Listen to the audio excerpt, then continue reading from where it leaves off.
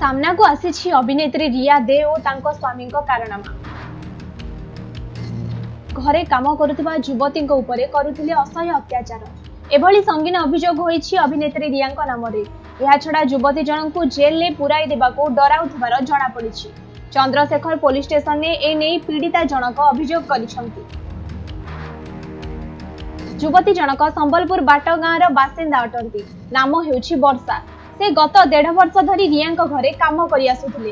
हठात दिने से घर को जावाक कहले और आगो को काम करिवे नाही बोली मना कले। यह सुनी रिया तांको जणे केयर टेकर को बुझिबाउ कहिथिले। से बुझिबा परे मध्य रिया तांको आउ किछि दिन काम करबाको कहिले। परे वर्षा जेतेबेले घर को जाबा पई दरमा मागिले रिया तांको घर पोछा बाड़ी रे निस्तुक माड मारिथिबा युवती जनक कहिसंती। एहा सह 20 थर बस उठ मध्य करिथिले। कटु कथा कहबा सह खराब भाषा रे गाली गुलज करिथिले। रिया स्वामी झीटी उपरे मद बोतल फिंगिथिले। काम छाड़िकी गले तांको जेल में पुराइबे बोली डराई धमकाउथिले।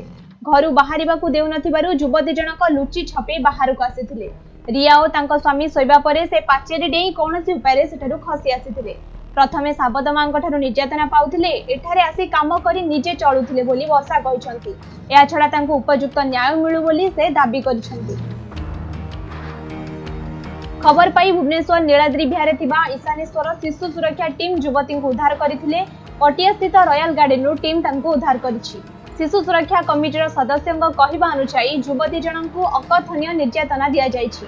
अनेक घटना वर्षांग सह होइछि जहा के से निजे कहबाको कुंठाबोध करछंती। एभली मंतव्य जणे महिला रखिछंती। एहार तदंत करी यथाशीघ्र युवती को न्याय दिया जाउ बोली टीमर सदस्य डिमांड करछंती। ब्यूरो रिपोर्ट समय लाइव।